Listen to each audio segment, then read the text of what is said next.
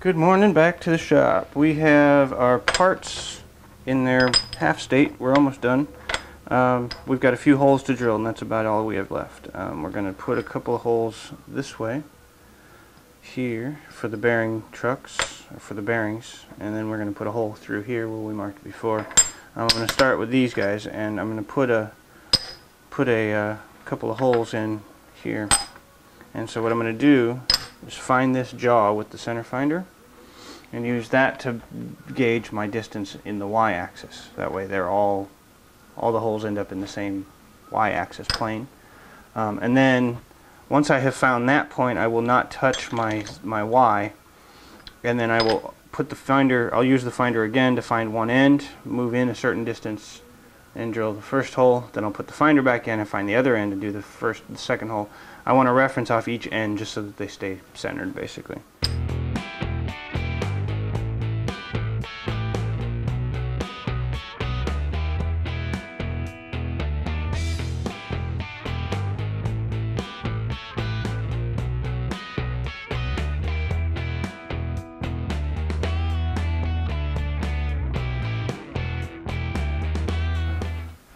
You'll see here this goes in now and clears nicely. And I've got about an inch of travel on it there. I could go a little longer with a longer bolt, but there we are. This part's done. Time to do the second part. Do that. Alright, we've got our parts deburred completely, and they're ready to be put into service when I get my last parts. The next pieces we need are some holders for these little guys. Got some bearings. Oop, there we go. A couple of bearings here. And they'll be the things that they'll go on pinions or shafts that are here, and that's what's going to ride on the inside of the unistrut. So what we need to do is we need to turn a shaft for this to get pressed. I want to press it onto the ends of the shafts. So take that away. I'm going to keep this around for reference. I've got a couple of grade 8 steel bolts which turn reasonably well. Compared to grade 5, they turn a lot better than grade 5 does. And they're a little oversized for the part for this hole, and then they're definitely oversized. These have 1/4 inch inner diameter. So what we'll do is I'm going to turn this, I'm going to grab it with as little as I can. Actually, you know what I'm going to do is I'm going to grab it as much as I can, turn down the 1/4 inch fit for the bearing, and then I'll flip it around, then I can do the rest of the machining that way. I think that's going to work fine. That'll give me a chance to face things and get everything to length and all that sort of stuff. So I'm going to get this into a chuck and get it ready to start turning.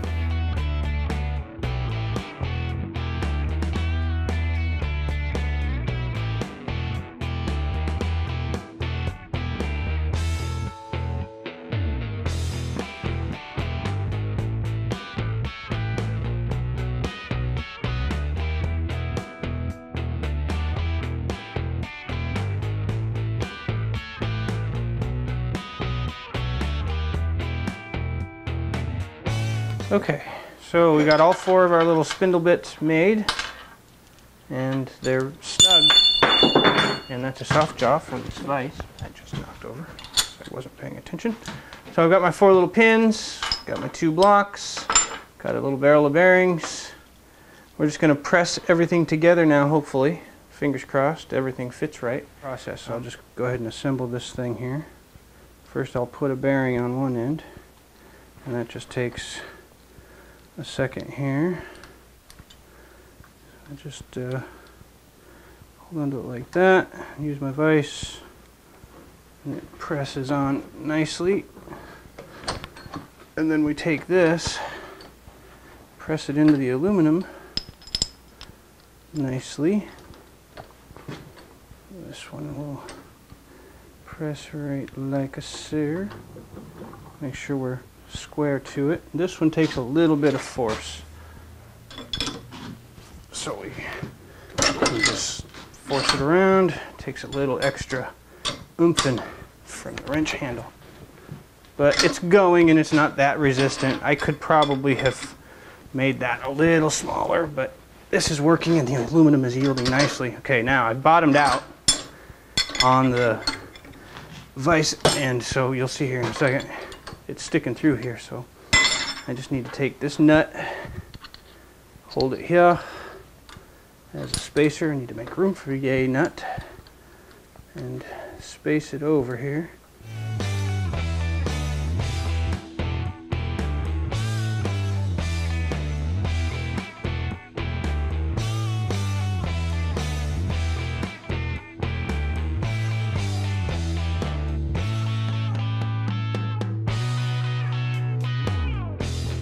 Alright, you'll have to kind of imagine the door hanging here, but I'm going to sit down on the floor.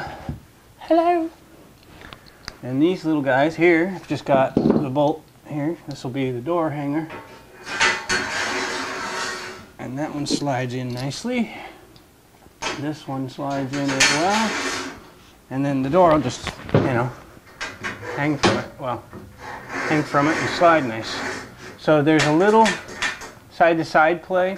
And I think I'm going to throw a Delrin rubber, some sort of a rubbing bumping thing or a bumper on it out of Delrin that'll slide along the inside of this or something to kind of keep it from having them slam into the sides. Try to keep it somewhat centered. But overall, incredibly pleased with the output. So we can hang off of this pretty easily. That'll take the inside, it isn't great cut, but it's when I can hold the balls or the bearing in the right place, when I can hold the rollers in the right spot and it's not rubbing against the side, it's very quiet and very smooth. So if I can manage to get, you know, that to stay like that, I will definitely opt for it. But overall, it came out pretty good. I'm going to give you another view here. Hold on.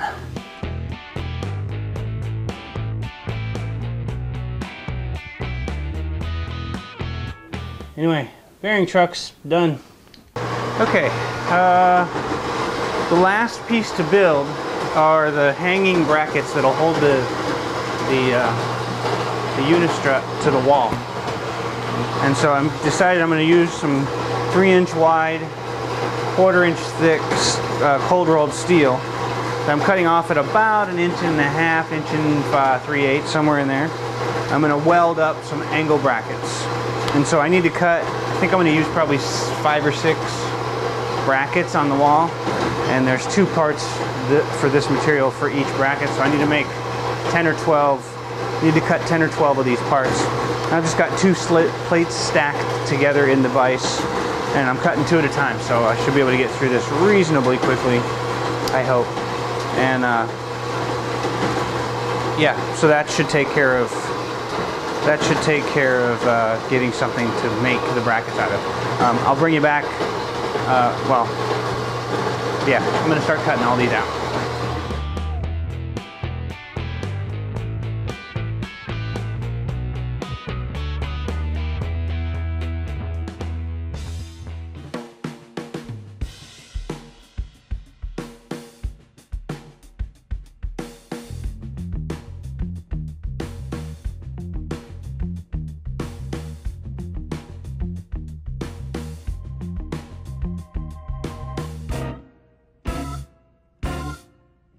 Alright, so we've cut off a bunch, as you can see, or, well, we've cut.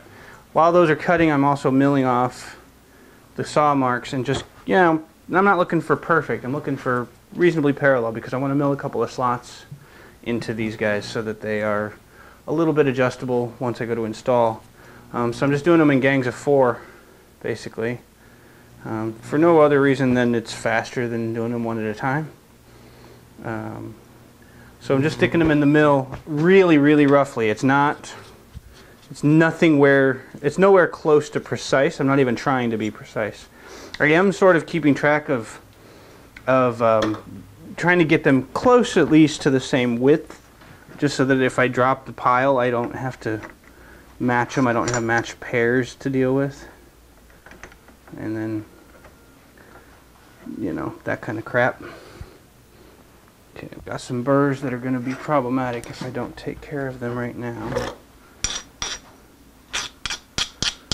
Just get those out of the way. They'll get milled off anyhow. Oof, there's some good ones on that side. So if I can flip it around so that all the burrs are on one side, I can hook an edge. Yeah, that'll work. Okay, so I'm just getting them, I'm leaving the burr side where the bandsaw did not cut hang over. Just so that it's, you know, we're not going for precise, but we don't want to make it any worse for ourselves than we have to. Okay, so gromp down on that a little bit.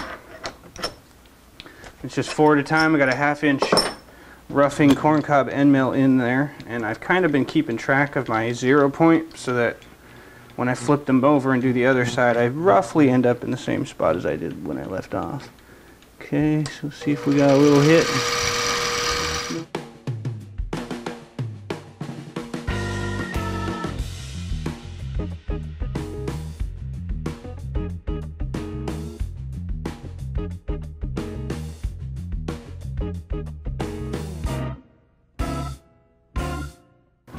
Okay, so now they are all cut to the same size, or roughly enough, you know.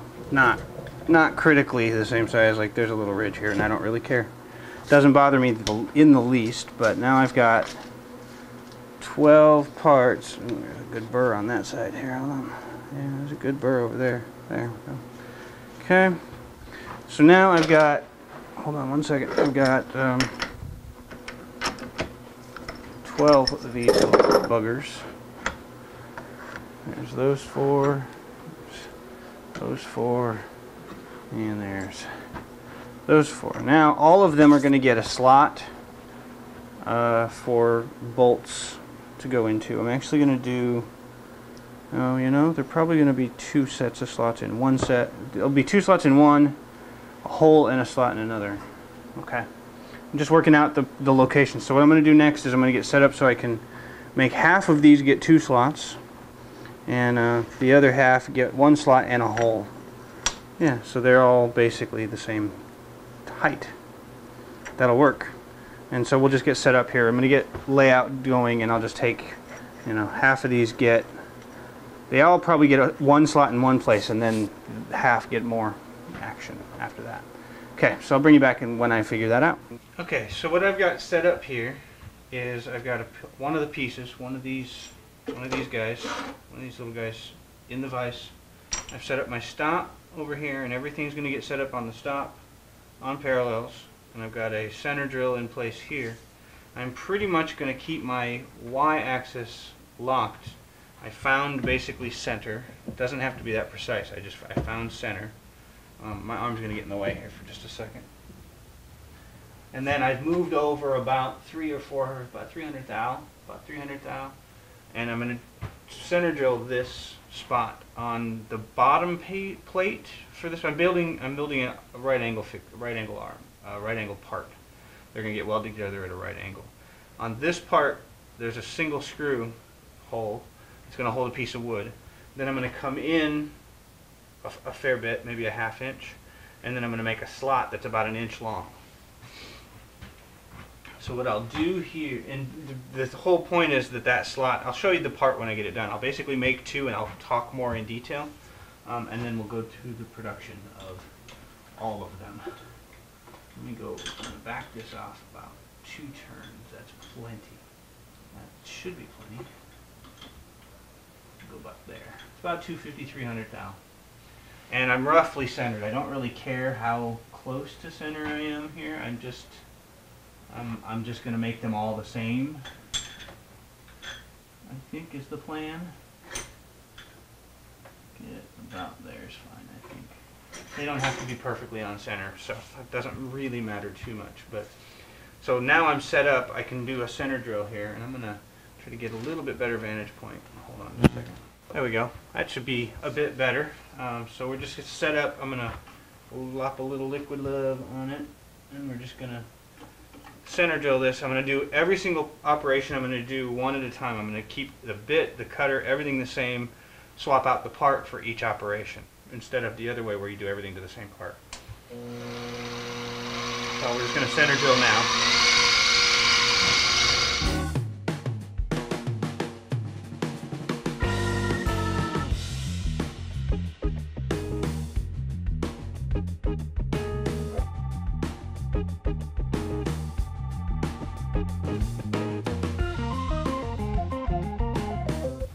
Okay, so this belies a bit of the imprecision that I'm not too... I don't care about precision, but this is going to sort of sound like I'm flying in the face of it. The reason I've got this set up, so what I've got is a dial indicator over here, pushed up against the side of the side of my vise, that'll measure the travel, so I can move, right? And then I can get back to 0 when I need to.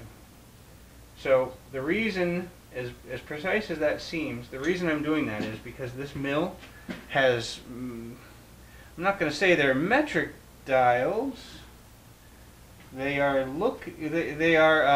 how to explain this? They have the dial. The screws are 1/16 of an inch per turn, so that means every rotation is 62.5 thou.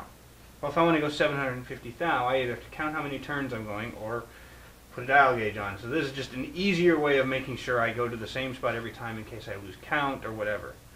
So that's the only reason that's there. It's not for precision at all. It's just, it's for bozo prevention is what it is. It's just to keep me from screwing up. I'm just going to get situated so I have a spot for my oily oil. I'll put it over here actually. And now, so my arms are going to get in your way I think a little bit, but I think we'll be okay.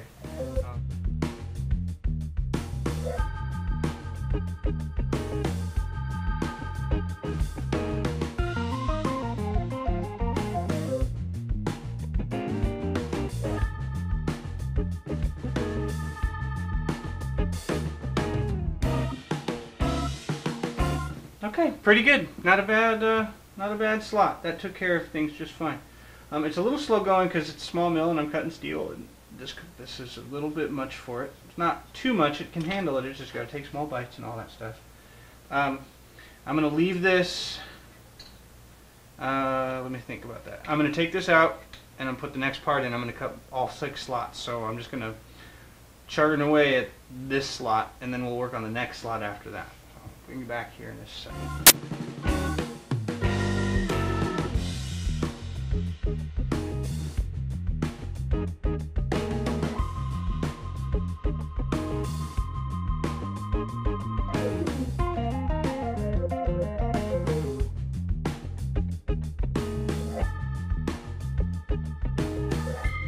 Okay, so we just need some gussets now, so I've got them all laid out. I just blackened, put some Sharpie on some sheet steel. This is about 12 gauge sheet metal.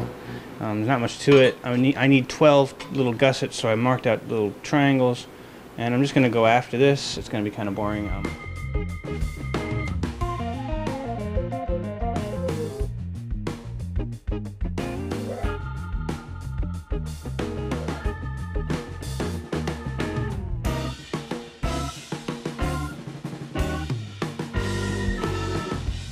Okay, so we're set up for welding now. The parts are basically 2 of these, 1 each of these things, sort of set like this. I'm going to stick a magnetic triangle down here, and then just sort of smoosh them into position here, basically. So what I'm going to do is it's like this, and then a gusset will go here, and a gusset will go on the other side, and I'll just weld each thing in. But first what I want to do is tack these initial bits first, just so that they're somewhat held together semi-squarely. Like so. And that'll stand, and then we'll just tack each of these, and then I'll pull the magnets off. I won't need the magnets after it's been tacked. Just set up so I can tack these 4. And the ground is connected to the table already, so we should be good to get going here. So I'm just going to do a real quick little tack in each of these just to hold them in place, and then you'll see the next steps after that.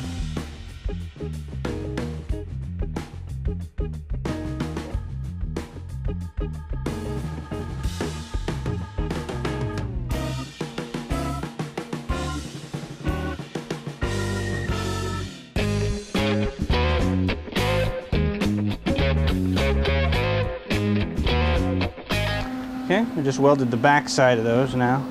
Part of the reason these are so overbuilt is, well, one part of the reasons is that I'm not a good welder, as you might have already noticed. And It's already hot. And these are really hot now, so I'm being very careful not to burn myself. But now that the two of the main chunks of the, well, I keep dropping them on the ground, which is proving that the welds are strong enough to at least handle that. Now that these are essentially reasonably well held together, I'm now ready to start with the gussets. I'm going to do a little bit of cleanup while I still have access. I'm going to brush them clean here in just a second. I think I'll just put them in the vise and brush them clean real quick. So I'll be right back.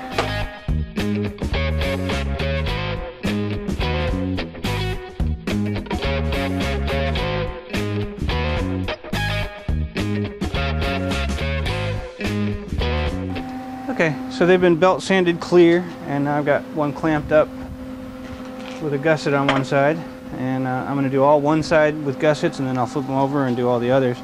And I'm just gonna run them. I think I can turn my temperature down a little bit now. I don't think I need it that slow or that hot now with this thinner gauge stuff. And we're just gonna go after this and get it stuck. So more music for you.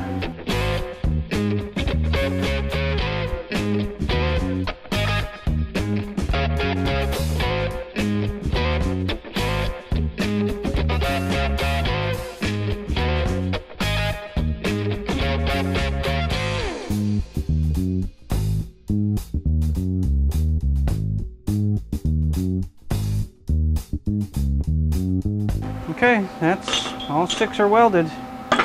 They are ugly welds. I am never going to claim to be a welder. I own a machine that allows me to claim to be able to weld. And they're not ugly. Well, they are ugly. They're not weak. They'll be strong enough. Plenty. This thing is so overbuilt. But yeah, so I just got to let them cool off. Then we'll take them to the belt sander and clean up the faces a bit so that they're not so weldy looking. But that's it for the welding. We're done with that. All right, so very boring task. So the welding is done. They're cold. It's been a week, so they're cold. Definitely cold enough after a week. But they're messy. My welds are not pretty. They'll hold this thing together just fine, but they're lumpy. And the common adage, grinders and paint make me the welder I ain't. So, grinder we has. This is just going to be loud and tedious for a bit. It's not going to take terribly long. It's going to be boring footage. So, enjoy some fine music while I make some Sparkies. Sparkies!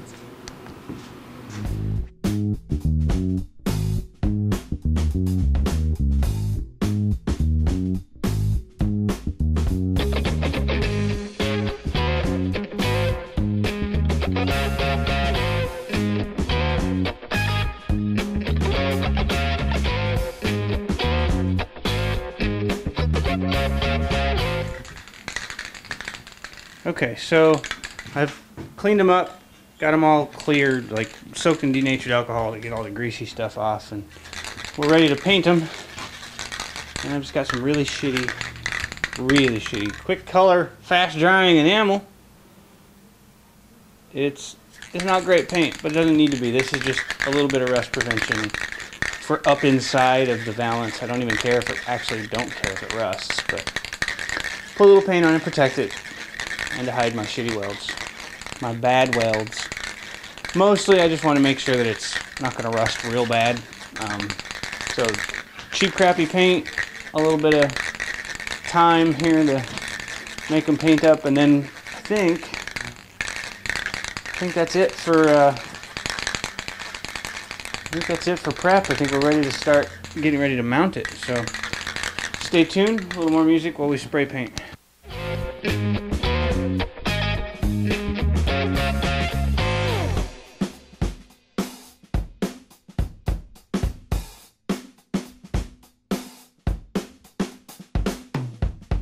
Right, so hangy hardware. Got a chunk of about 10-foot long unistrut, and I've got this. So one of the things with the trucks is they're a bit noisy when you when the bearings slam into the side. So here, I shall demonstrate, possibly. So they roll fine, but if the truck can slide, it gets really bad. So if it just gets kinked sideways, it'll scrape against the sidewalls. And so I've got this UHMW super slippery tape that I'm just going to stick to the insides. I did a test about an hour ago with about a foot-long chunk, and it worked swimmingly. And so I'm just going to clean first. I wanted to make sure that that self-adhesive stuff sticks really well to the insides. So I'm just taking some denatured alcohol and scrubbing thoroughly the inside walls to get any greases and oils and that sort of stuff off the inside walls to give the adhesive as much hope for sticking as I possibly can. Alright, so now it's all cleaned out on the inside. So this gives this adhesive as much hope as possible for sticking. And now comes the fun task of trying to lay this thing down in one strip with no bubbles and such. So the thing I'm going to try to do is I want to kind of keep it somewhat aligned well. Is I'm just going to try to lay it down inside the slot as cleanly as I can. I think I'm going to grab a clip here and just sort of hold it in the space that I want it to be in, and then I'll get it aligned here even better in just a bit. Just slip it on inside, and it's got a backing, adhesive backing paper strip thing that I need to kind of, I'm not necessarily wrestle with, but I need to work out how to keep things aligned while it's doing it. And I'm thinking gravity's my friend. It was easy on a little foot-long strip, but a 10-foot-long strip's a little different story. So hopefully, and I've only got 2 of these strips, so I can't F up. Cannot F up. If I do, I'll make Delrin tires for it instead, but I'm going to try not to need to. So we'll just peel back our little paper layer.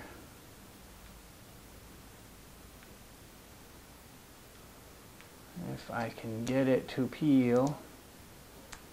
And I may lose microphone at some point in here. I did not change the batteries this morning when I got out to the shop.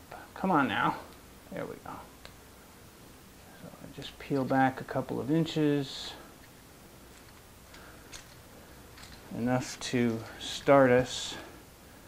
Fold this a bit so it's a little easier.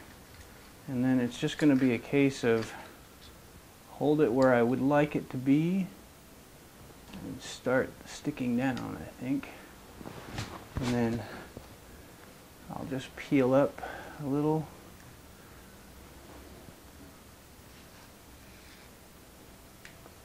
And just try to keep it reasonably in position here without causing any wrinkles or bubbles in it.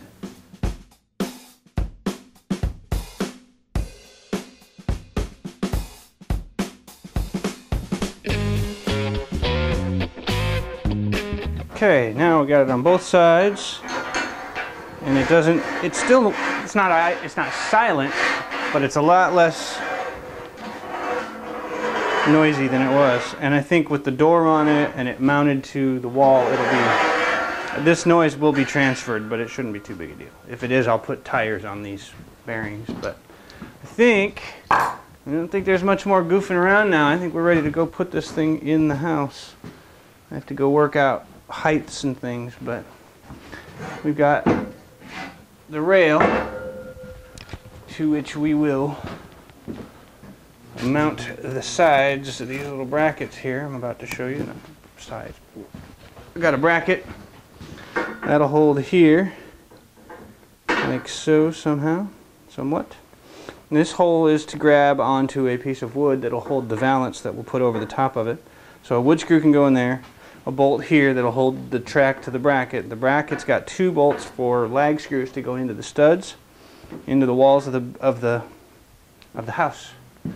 hold it together, so to hold it onto the wall. So that should, in theory, work out. You know, I think 6 is definitely overkill for over 10 feet, but we're going to have plenty. So I think we're going to call this project probably complete. I'll get it installed in the house, and then I'll probably take a shot or two of the finished installed product for you, and you'll get to see that. Maybe I'll shoot a little shot of it in operation as well, possibly.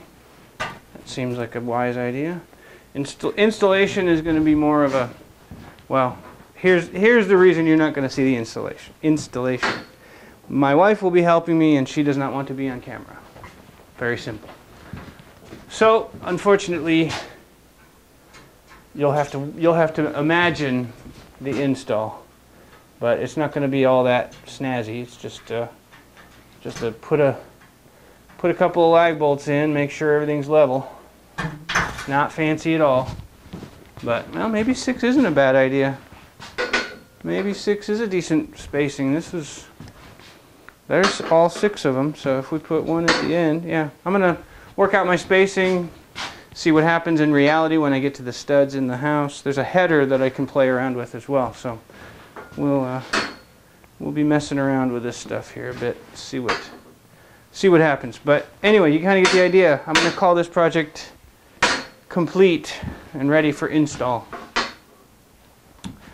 Thanks for watching. Go make it.